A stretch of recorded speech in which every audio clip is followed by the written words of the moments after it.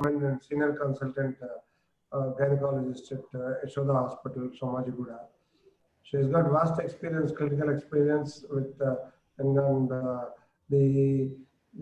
publications in the national and international level. And then she is under her stewardship at HOD. The good benefit was derived by the students, and then there's a good amount of pass.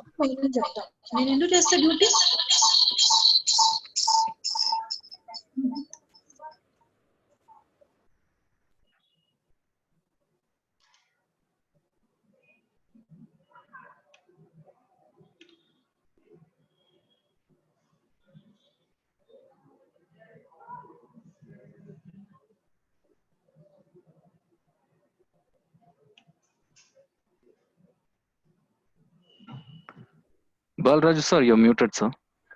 Sir, you're muted, sir.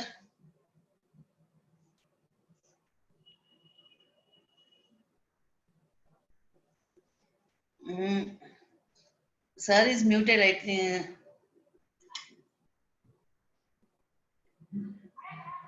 Senior sir, can I start? Because we cannot, sir is muted his mic.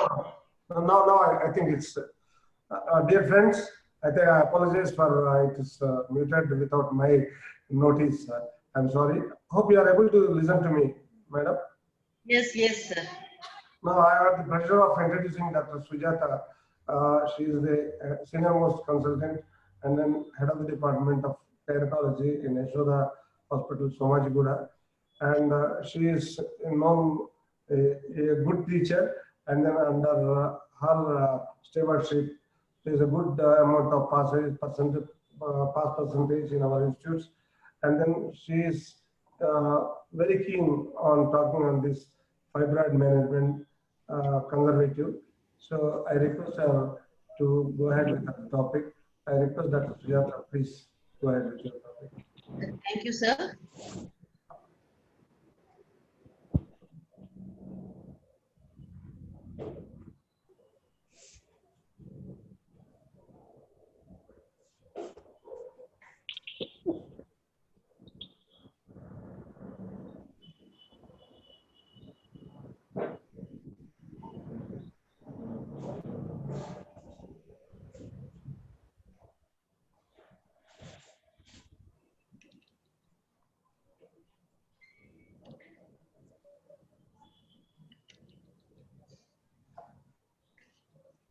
Thank you. So good afternoon, everyone. Today I'm going, my talk is on conservative management of fibroids, or in other words, the alternatives to hysterectomy in the management of fibroids. As you all know, the myomas are the common pelvic tumors in the women, and majority of the myomas are asymptomatic. They usually present with abnormal uterine bleeding, pelvic pressure, pelvic pain, dysmenorrhea or reproductive dysfunction, and these symptoms are related to size and location of the myoma. For example, an intracavitary fibroid may cause 70% decrease in an implantation and clinical pregnancy rate. Not only intracavitary fibroids, even non-cavity distorting fibroids also do interfere with the implantation, and it is related to site and size of fibroids. Coming to the imaging, transvaginal ultrasound is sufficient for diagnosis in vast majority of the patients. It has a high degree of sensitivity for detecting the uterus, especially when the uterus is 10 size. Adding a 3D ultrasound to transvaginal sonography will assess not only the site and size, but also the depth of myometrial extension in each individual fibroid, which will predict the success of hysteroscopic fibroid resection with high degree of accuracy. So saline sonohistography is useful in identifying the submucous fibroids. Those patients who are at risk for endometrial cancer should go endometrial biopsy. MRI imaging is the best modality for precise anatomical mapping of the fibroid to know the size, site and vascularization of all myomas and the relationship of the myomas to uterine cavity and serosal surface, and it is reserved for only surgical planning. Not required to do MRI for all those who are having fibroids. MRI imaging is especially useful to evaluate the large uterus and obese women wherein the routine ultrasound is difficult for assessment. Not only in assessing the site and size of fibroid, MRI imaging is useful in distinguishing between adenomyoma and leiomyoma, and in the investigation of the complications like fibroid complications like degeneration, and it is helpful in diagnosis of coexisting disease such as adnexal mass. And when there is a large pelvic mass and you have a doubt whether it is ovarian origin or uterine origin, the bridging vascular sign will increase the diagnostic suspicion as it is a fibroid. MRI imaging not only helpful in diagnosing the fibroid, but it also predicts and assesses the response of the fibroids to the treatment. High signal on T2 weighted images will predict a good response, whereas the high signal image on T1 images will predict a poor response for those women who are undergoing uterine artery embolization. And the vascularity of fibroid as detected by, demonstrated by gadolinium enhancement will give a good, will indicate a good response to uterine artery embolization. MRI is accurate in diagnosing leiomyoma with high degree of sensitivity and specificity. These are the images of ultrasound showing multiple fibroids and the relation to the endometrial cavity. You can see this is these are the images of 3D ultrasound. You can see clearly the relation of the fibroid to the endometrial cavity, and it is helpful in the diagnosis of submucous fibroid with high degree of accuracy. And saline sonohysterography is used to diagnose submucous fibroids. And these are the images of MRI, wherein which is useful in when the fibroid is very large, or if there are multiple fibroids, or the woman is very obese. Prophylactic therapy is not recommended in the management of fibroids, expecting that they may increase in size and they may cause complications. Prophylactic therapy is not recommended, but the exceptions are if the woman is having a significant submucous leiomyoma and she is contemplating pregnancy, or she has a previous pregnancy with complications related to fibroid, she is a case, even though she is not symptomatic as of now, she is a candidate for management. Women with a large fibroid causing ureteral compression leading to hydronephrosis is again an indication for management, even though she is not symptomatic. The relief of symptoms is the main goal in the management of women with fibroid. The management of fibroids has been traditionally surgical. The pharmacological and minimally invasive treatments have been come up to control the symptoms and delay the need for surgery without compromising the fertility. There is no medical therapy which can completely eliminate the fibroid, but it can alter the management of the fibroid and the outcome of the fibroid related symptoms. The choice of therapy depends on several factors. The time and timing of any intervention in a case of fibroid should be individualized. No single treatment is valid for all women. So it depends on the age, parity, childbearing expectations, extent, type and severity of the symptoms, the size, number and location of fibroids, the proximity of menopause, is there any suspicion of malignancy? All these risks and benefits of each option has to be carefully explained to the patient. Coming to the expectant management, some fibroids, if they are asymptomatic, we can give them expectant management.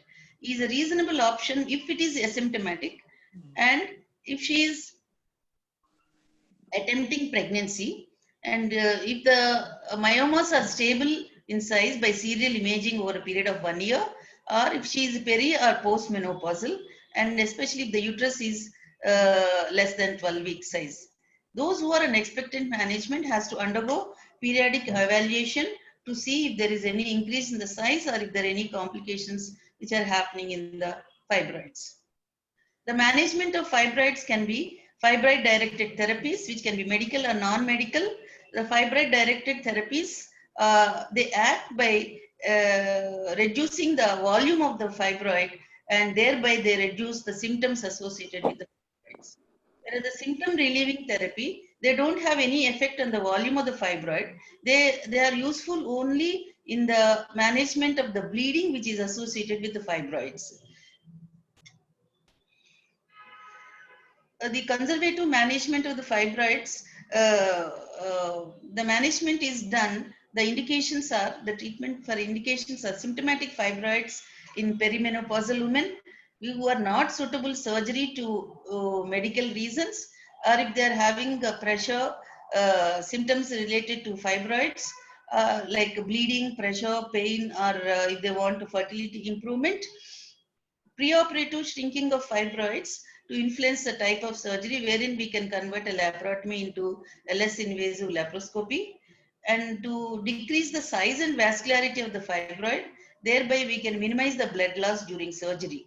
The submucous fibroid, which are difficult to access by hysteroscopy in view of the size, can be managed by preoperative medical therapy. Thereby we can go in for easy hysteroscopic removal. Any treatment for a fibroid should satisfy these goals. It should relieve the symptoms.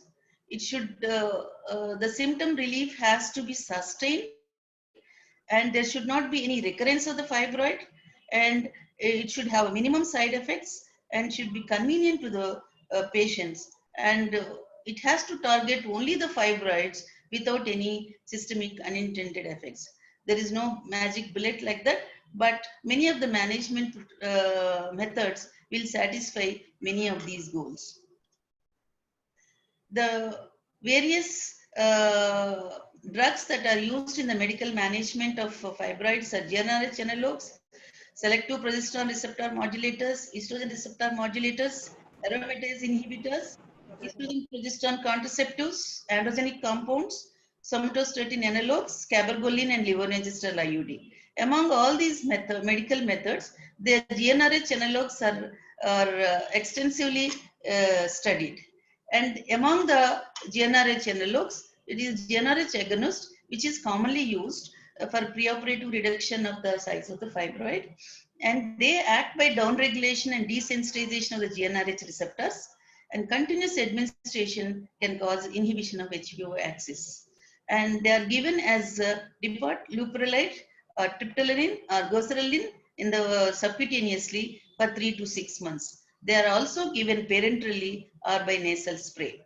Recently, GnRH agonist implant is tried, which is effective for 1 year. It is tried in the veterinary medicine.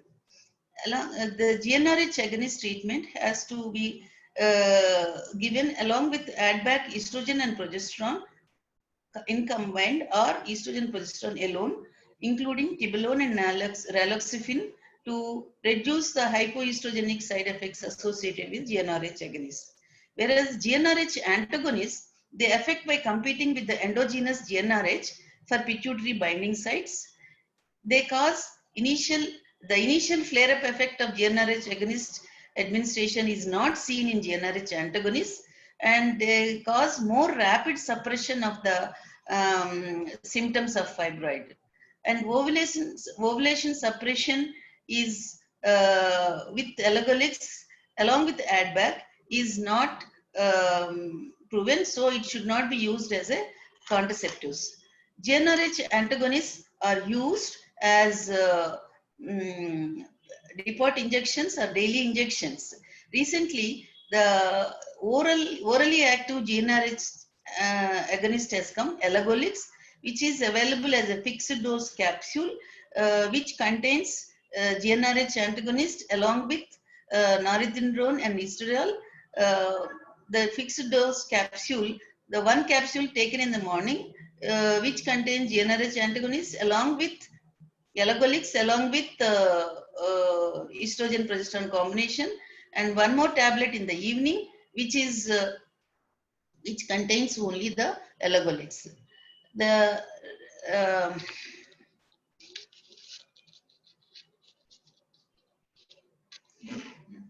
Relugolix is approved, is another GnRH antagonist, which is approved in Japan for the treatment of uterine fibroids.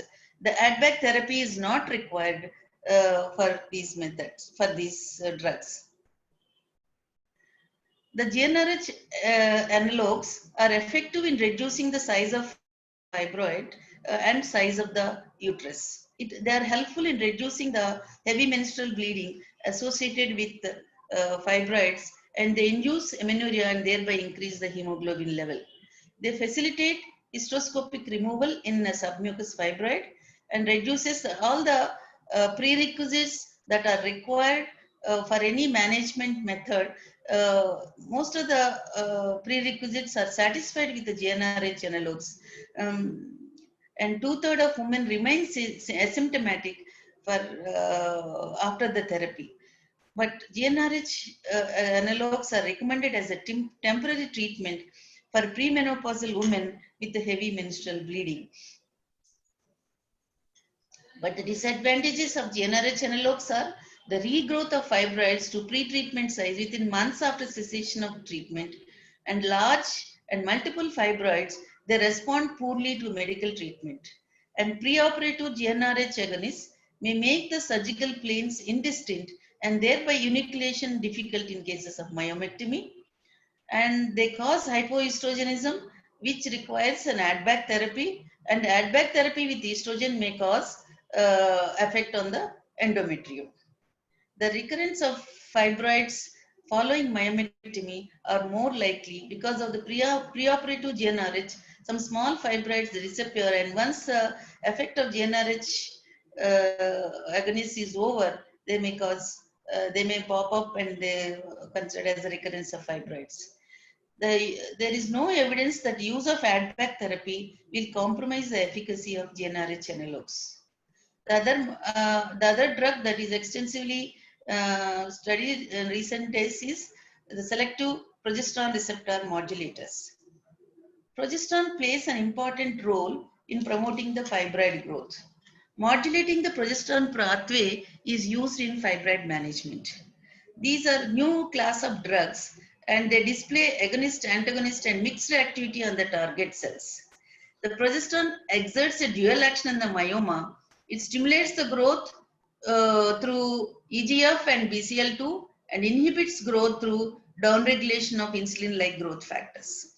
The currently available selective progesterone receptor modulators are mifepristone and ilopristol, the investigational telapristone and esoprisnil. Coming to the ilopristol acts by binding to progesterone receptors, causing reversible blockage of progesterone receptors. It acts only on fibroid cells, but it doesn't act on the myometrial cells.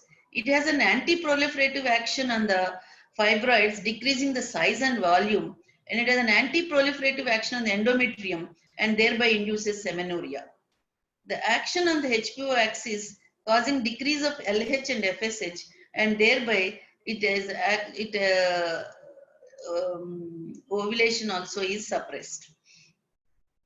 Given as a tablet, 5 milligrams to be started during first week of menstruation and is given continuously for 3 months, and rapid absorption, elimination by bile and feces. Approximately 78% of develop amenorrhea with first course and 90% with repeated course. There is a 45% reduction in the fibroid volume with first course and 72% with repeated courses. The amenorrhea was induced more rapidly compared to the GnRH analogs, GnRH agonist. Whereas leuprolide, the induction of amenorrhea is 21 days, whereas uliprostol, the woman achieves amenorrhea in 7 days. And also compared with GnRH agonist, the sustained effect is seen for a longer period after stopping the treatment. But the side effects of these uliprostol are progesterone receptor associated endometrial changes and rare case of serious liver toxicity requiring liver transplantation. But the new protocols require screening for underlying liver disease and short intermittent courses interrupted by menstruation to reduce the side effects. The iloprostol acetate is also helps in delaying or avoiding surgery.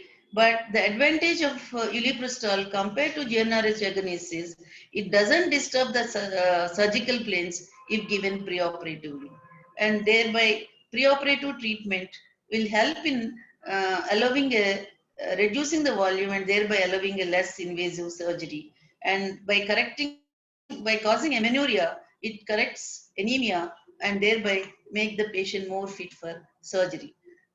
Long-term intermittent administration is very useful in the management of fibroids. The other selective progesterone receptor modulator is the mifepristone. These are progesterone receptor antagonists, and they cause by inhibiting progesterone receptor activation and regulate expression of specific set of target gene. And it is used as low dose of 5 milligrams and ultra low dose of 2.5 milligrams. Recently, the different administration doses like weekly or bi-weekly doses of 50 milligram is showing good results. Using the vaginal route of mifepristone 10 milligrams daily significantly reduces the volume of the fibroid.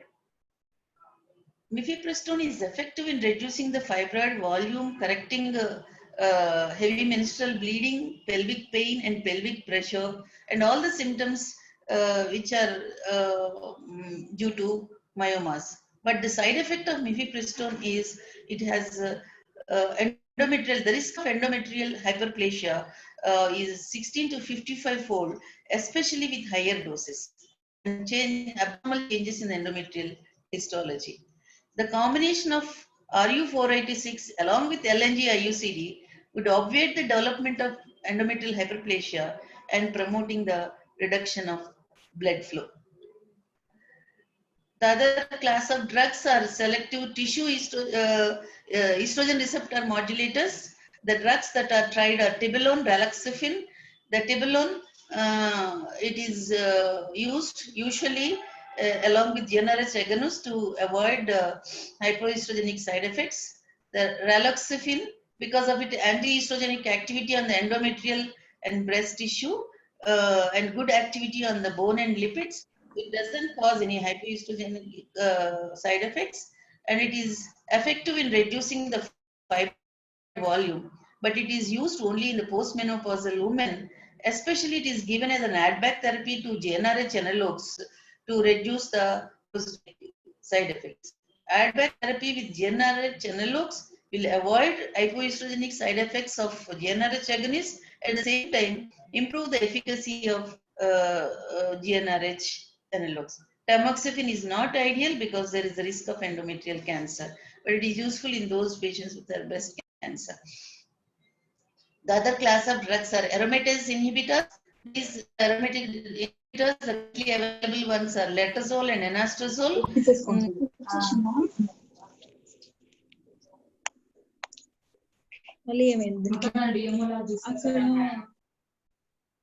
Can you people mute the mic? Whoever is talking?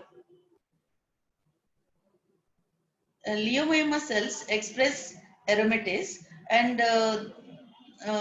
these aromatase inhibitors act by inhibiting or inactivating aromatase. They help in reduction of leiomyoma size, along with the efficacy is similar to GnRH analogs, and it doesn't cause any flare effect. Only small trial of aromatase inhibitors is reported, decrease in the fibroid volume, and the reduction achieved is similar to GnRH agonist therapy. The other drugs which are used in relieving the symptoms of fibroid are estrogen progesterone contraceptives, which are commonly used either in the form of oral pills, vaginal ring, or transdermal patches. They usually are useful in the heavy menstrual bleeding associated with fibroids. Taking pills, neither they increase the size of the fibroid and neither they inhibit the growth of fibroid. They are useful only in heavy menstrual bleeding, in regulating the heavy menstrual bleeding associated with myomas, along with the contraceptive effect. The somatostatin analogs They act by targeting growth factors which are involved in angiogenesis and cause myoma reduction within a 3-month period. And cabergoline, which exerts inhibitory effect on the secretion of GnRH and thereby cause a volume is in the bleeding. The other class of drugs are androgenic compounds like danazole and they have anti-estrogen and anti-progesterone activity at the cellular receptor level in the endometrium. Thereby, they reduce the heavy menstrual bleeding associated with myomas. They also cause to some extent the volume of fibroids, but they are used only in reducing the heavy menstrual bleeding. But the side effects of androgen excess symptoms like hirsutism will prevent its routine use in the management of fibroids. Taken along with GnRH analogs may prolong the effect of GnRH analogs. The progesterone releasing intrauterine devices, they're especially useful in heavy menstrual bleeding associated with myomas. They act by preventing endometrial proliferation and reduces both duration and the amount of bleeding. They are useful only in those women with heavy menstrual bleeding and a normal uterine cavity, or when there are small fibroids. Submucous fibroids and uterine anomalies are large fibroids distorting the cavity are associated with increased expulsion. They are not ideal candidates.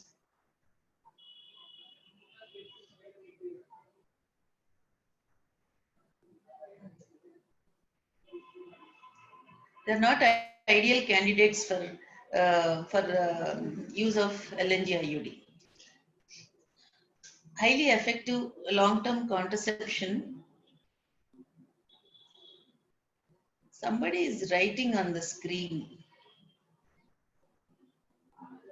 Ma'am, you can continue, ma'am. I'm just having a close watch with this, ma'am. You can continue, ma'am. No, somebody is writing Yes, on. yes, ma'am. Yes, ma'am. I also noticed. Okay. So the fibroid-directed therapy, because the fibroids being a common pelvic tumor, the newer strategies and newer techniques are coming in the management of myomas. Uterine embolization is not a new technique. It is being used for in the management of pelvic hemorrhage for many days, but it is being used nowadays in the management of fibroids. The uterine fiber, the basis of this uterine artery embolization or occlusion is uterine fibroids are treated to creation of transient uterine ischemia produced embolically in cases of uterine artery embolization, surgically in cases of laparoscopic uterine artery occlusion, and by clamp application in cases of Doppler ultrasound occlusion, uterine artery occlusion. The myometrial cells can withstand the transient ischemia, and after approximately 6 hours of clamping, the clotted blood within the intrinsic artery lyses, reperfusing the uterus with the aid of blood flow from the collaterals. However, the fibroids are unable to lyse the clotted bed, triggering the sequence of clotting, ischemia, infarction, and necrosis. This mechanism of fibroid death and myometrial survival following a prolonged ischemia results in reduced uterine volume and fibroid size. The uterine artery embolization or occlusion is useful in symptomatic fibroid where the future fertility is not desired, and they wish to avoid surgery or their poor surgical risk for the submucosal fibroid or a pedunculated fibroid should not be treated with embolization or occlusion. We'll see how these various methods are done.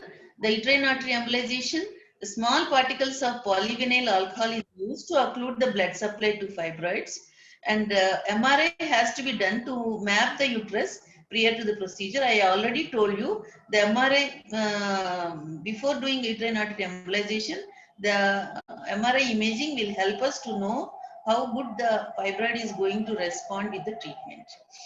But the side effects of The problem with the uterine artery embolization is the post-embolization syndrome manifests in the form of fever, nausea, and pelvic pain. And it has an impact on the menstruation and ovarian function, reducing the chances of fertility and causing premature menopause. And the incidence of premature menopause with uterine artery embolization is 1 to 2% in women less than 45, and it is 15 to 20% in women more than 45 years. And the premature menopause in women more than 45 years is a welcome for them, because they must have been bothered with a heavy menstrual bleeding. And the sepsis, which is potentially more serious, and it is seen in cases of large fibroids and submucous fibroids.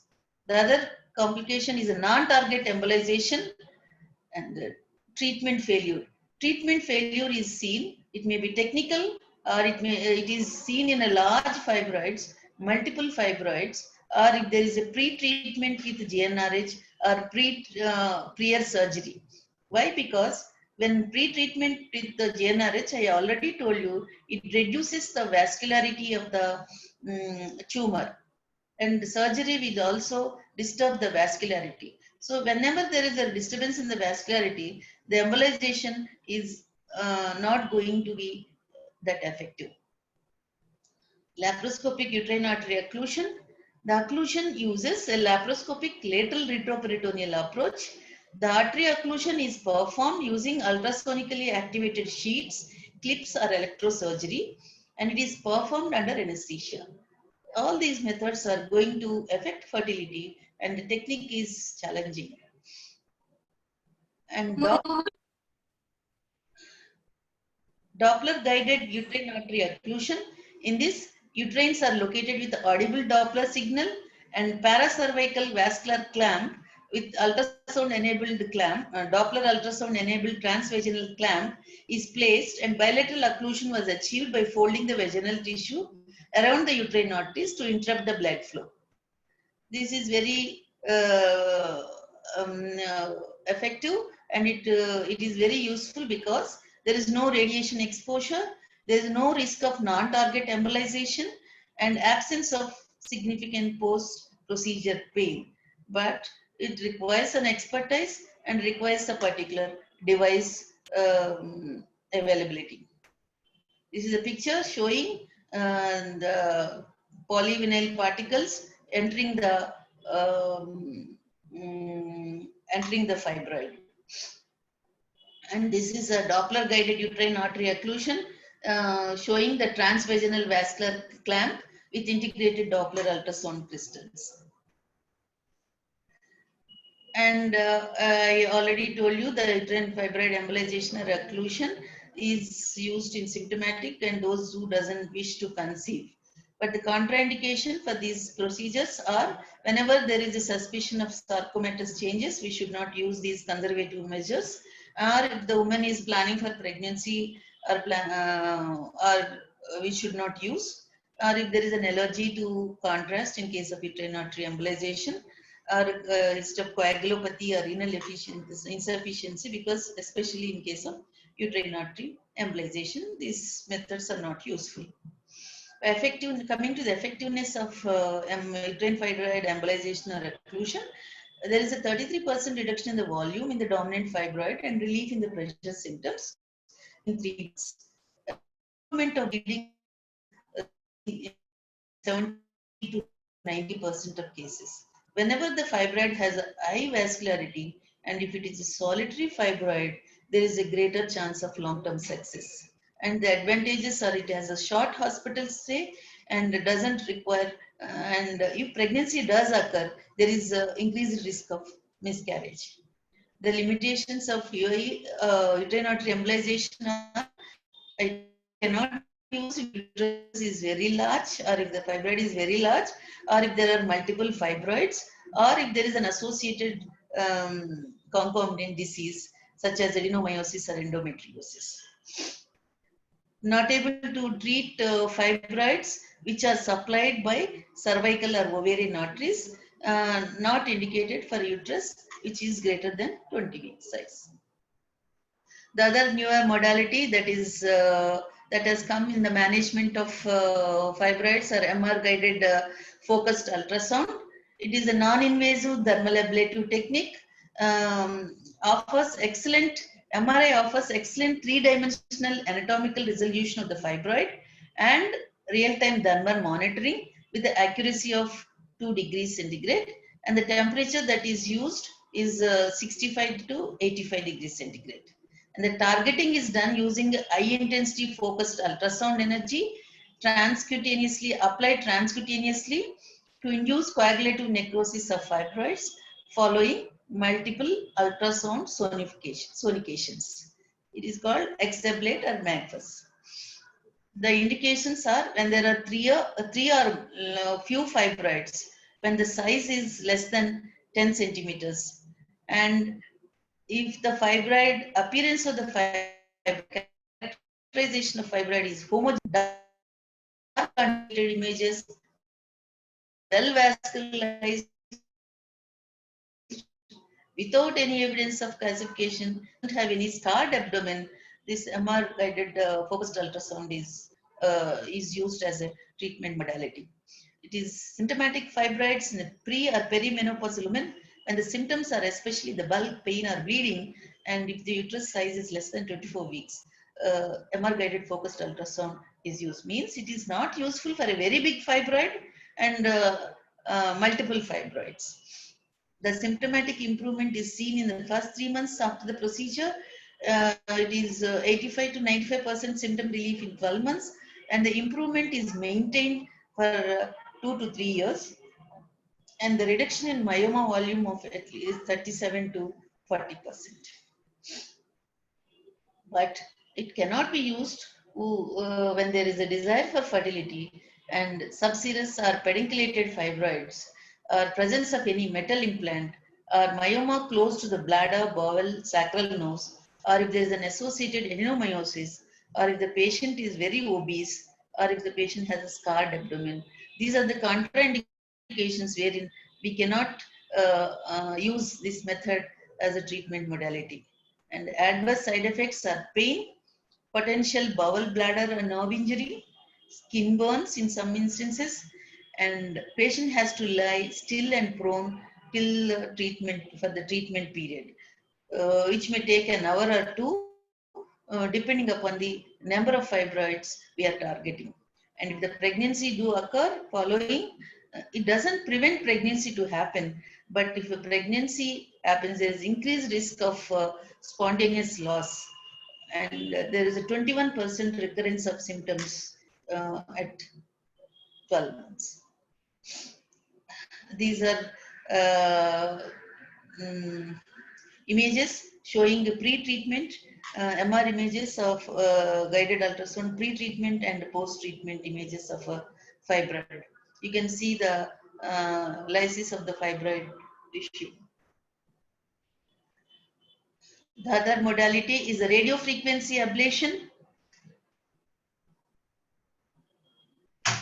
Radiofrequency ablation, the transcervical intrauterine sonography guided radiofrequency ablation, that is VISAblate. It is incisionless, minimally invasive treatment, doesn't require any anesthesia or hospitalization. This enables an outpatient treatment with 90% reduction in the menstrual bleeding over a period of 12 months. This consists of a reusable intrauterine ultrasound probe and a single-use disposable radiofrequency ultrasound ablation handpiece with graphical guidance software for diagnosis and targeting. This is a radiofrequency ablation device. You can see the ultrasound probe, which is reusable, and radio ablation device, which is a single use. And these are the images of fibroids which are targeted by radio ablation device and the effect of it. The other method is laparoscopy ultrasound guided radiofrequency ablation. This is the previous one is sonography guided radiofrequency ablation, Sonata system, previously called VISAblate. And the other modality is the laparoscopy ultrasound guided radiofrequency ablation. It's called ACCESSA. It is direct imaging from multiple directions and angles, and laparoscopy ultrasound is being used, so there is an immediate proximity of the transducer to the target organ, allowing use of higher frequencies with significantly increased resolution. And when myomas are less than 4 in number and less than 10 centimeters in size, intramural or submural can be tackled with radiofrequency ablation. It causes, can you excuse me? I'm getting repeated calls from somebody. Hello, I'm in meeting. Can you call me later if it is not urgent? Sorry. So it gives good results, but it is a laparoscopy ultrasound guided. The other modality is myolysis. The symptomatic intramural myomas requiring surgical treatment are can be tackled by myolysis. Again, the number of myomas should be less and the size of fibroid should be not more than 10 centimeters. GnRH agonist pre-treatment for 3 months reduces the total uterine volume, and following that myoma coagulation, there can be a better results.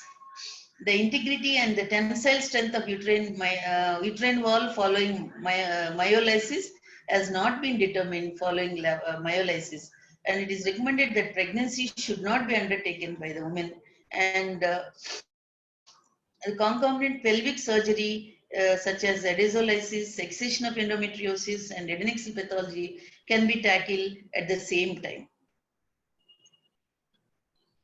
The myolysis can be dermal myolysis or cryomyolysis. Dermal myolysis uses bipolar electrodes. Recently, the laser energy being used to cause a coagulation necrosis by damaging the protein and blood vessels, or originally developed as an alternative to myomectomy. So the dermal myolysis, the procedure is a HALT procedure using a laparoscopic ultrasound probe, which is called a HALT device. HALT device is a needle electrode that penetrates into the fibroid and burns the cells. The other modality is a cryomyolysis. Cryomyolysis can be done laparoscopic or hysteroscopic placement of the cryoprobe into the center of the fibroid, and freezing is done, and transvaginal sonography is performed to guide the insertion of the cryoprobes and monitor the extension of ice ball formation. So coming to the myomectomy, which is a traditional procedure, it can be done by laparotomy, laparoscopy, robotic and hysteroscopic myomectomy. The indications are when there is a desire for fertility and preservation of uterus, pedunculated subserous fibroids, symptomatic submucous fibroid. These are all the contraindications for other measures. This can, the myomectomy is an indication. When there is a suspicion of sarcoma and then there is a desire for transferring technique, there is no difference between a laparoscopic or a open myomectomy. The contraindications are the presence of contraindications for laparoscopic myomectomy are if the fibroids are very big in size, and if there are multiple myomas are there in different sites, wherein we require to give a multiple incisions over the uterus, which will compromise the strength of the uterus. Myomectomy via both laparoscopy or laparotomy carries a significant risk of recurrence. The technique of power modulation in a bag minimizes the risk of tissue spread, and potential complications are blood loss, infection, development of adhesions, and uterine rupture at a subsequent pregnancy.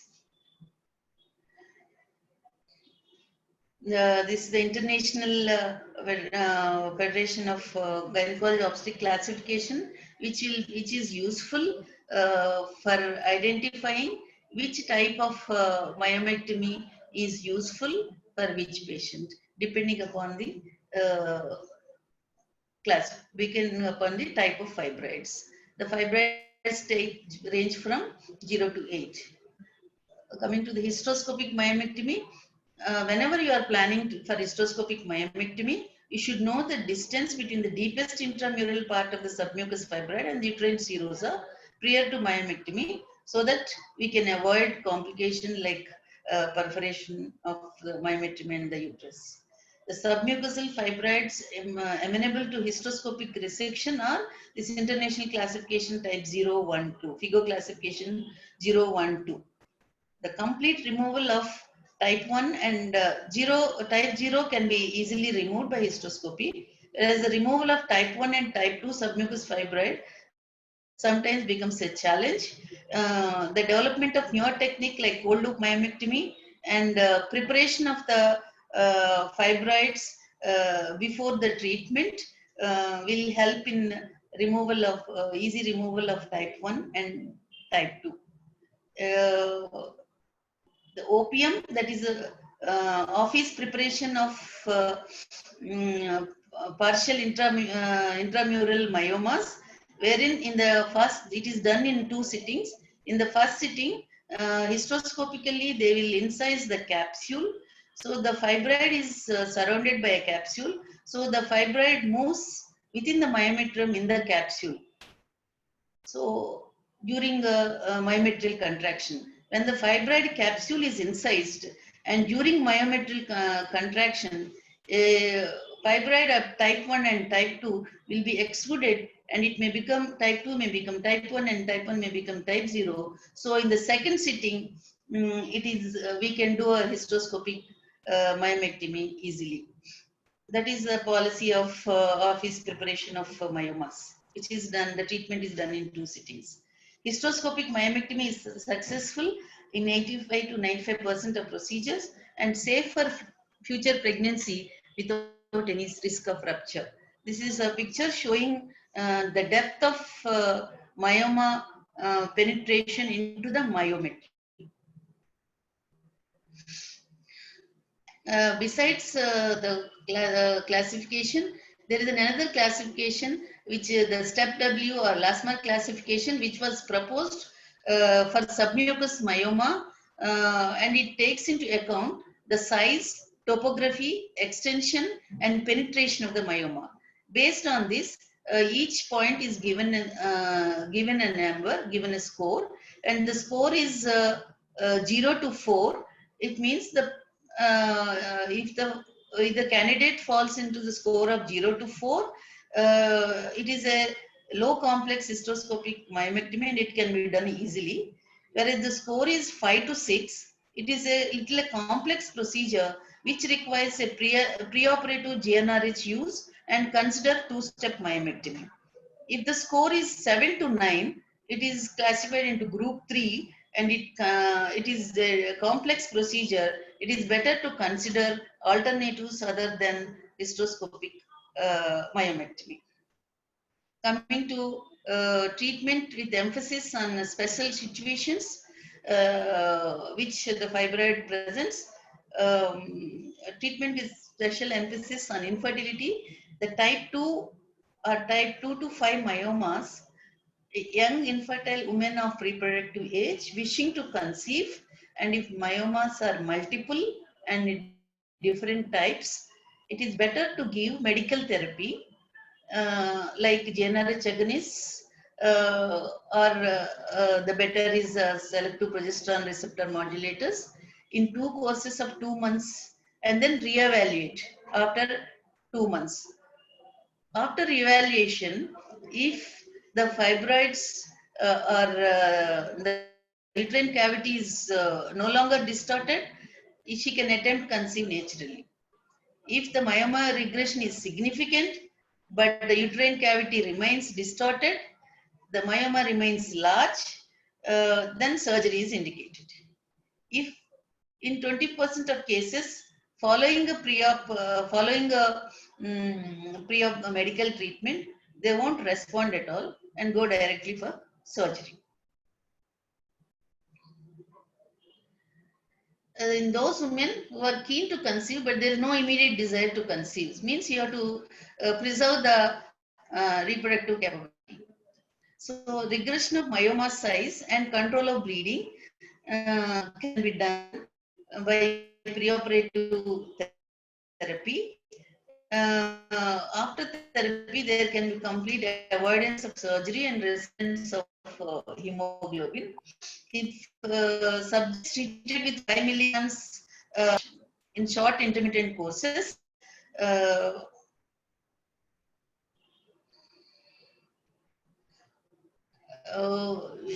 short intermittent courses will help in reducing the size of fibroid and thereby preserving the fertility.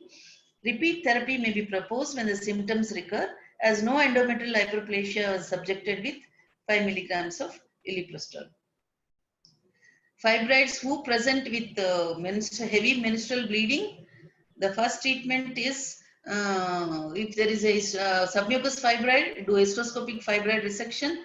If the fibroids are not submucous, then give a medical treatment aimed at reducing heavy menstrual bleeding. And combined estrogen progesterone contraceptives are given if the patient also wants contraception. Levonorgestrel IUCD is the best for treatment of heavy menstrual bleeding and contraception, especially women who does want to retain fertility, but there is no immediate desire. The second tier medical treatments are fibroid associated with HMB or gonadotropin release agonists and antagonists are given, and uterine artery embolization is a minimally option, but that treats both bleeding and bulk, but those who are not keen on fertility. If the presentation is mainly the bulk, treatment options and there is no desire for fertility, the treatment options are embolization, MR guided focused ultrasound, myolysis, ablation. All these measures can be tried with or without GnRH analogs pre-treatment. The patients and the clinicians must balance procedure risk versus long recovery with all these measures. The risk of treatment has to be compared with the risk of recurrence, and persistent bulk and pain symptoms after treatment has to be treated with surgical therapy. Myomectomy is a reasonable option. The lesions are sound. There is a role for a gene therapy. Cytogenetic studies show the myomas harbor genetic abnormality and gene polymorphisms in fibroids, and they are potential targets for gene therapy. To summarize, the symptomatic fibroids only need treatment. Pre-procedural MR imaging is useful tool, and pharmacotherapy can bridge the perimenopausal period to menopause and results in reduction in the volume and the bleeding. Premenopausal women presenting with symptomatic myomas with no desire to conceive but wishing to preserve the uterus are suitable candidates for medical therapy. And uterine artery embolization, the symptoms related to uterine fibroid, there is significant reduction. Current data doesn't support these measures for when they are wishing future fertility. No data showing myomectomy improves fertility if they are not cavitary fibroids. If the surgery is chosen, minimally invasive option has to be chosen. And these are the various modalities that are used in the conservative management of fibroid. The option has to be chosen according to the patient's need and the presentation. These are the various references. Thank you.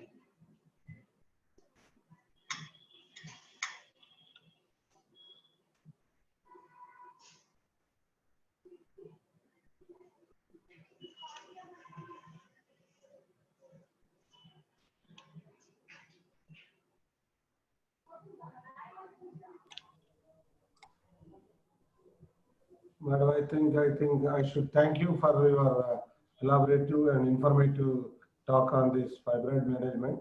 Now we'll ask the students for their queries from Madam. Please do interact, Madam. So that's Srinath, anything to be told? Yes, sir. Madam has concluded her talk. So should we invite the students to have any questions? Yes, sir.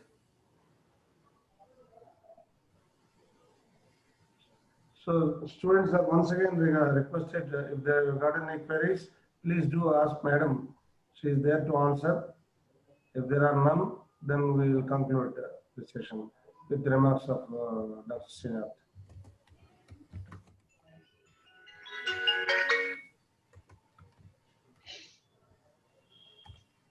I think most of them might have been slept because it's too long.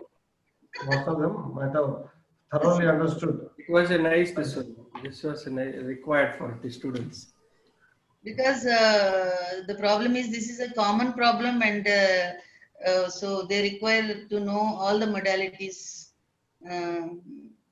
Because nowadays, at least they should know, even though they are not applying to the patient, they should know, because nowadays the patients are coming, they must have gone through the internet, and they will come and ask, why don't you use this method? So we should not put a blank face, because we should know what are the pros and cons of using those methods. At least in their clinical practice, at least they should know that these methods are available, and these have the pros and cons of each method, so that they can tell the patient confidently, you are not fit for this procedure, and this procedure is useful for you. Exactly. True. True. So still, I think nobody is coming forward to, or if you got any other material with or anything, you can share. Those consultants. Pardon, sir? Yes, I think in Dr. Srinath, should we conclude? Yes, sir. Yes, sir. Please, Big sir. thanks to madam. Please, sir. Please, sir. Thank you very much, madam, for your excellent talk. you. And hopefully, I think all these things will be stored and then will be circulated. That's Yeah, it is recorded, sir. This session is recorded and it is available on the website of Anbay, Yeah, it's students are viewing whenever they are free also, sir. yeah, it's better, because due to various reasons they won't be able to Yeah. present at the time of the talk. It is useful Yeah. because these things are very useful for their both clinical when they start practice, and when they're appearing for exams. Yeah, correct. Thank you, sir. Thank you once again. Thank Thank you, sir. Thank you very much. Thank you, everyone. Thank you, everyone. Thank you, Balaraju, sir. Thank you, sir. Thank you. For moderating the session. Thank you very much, sir.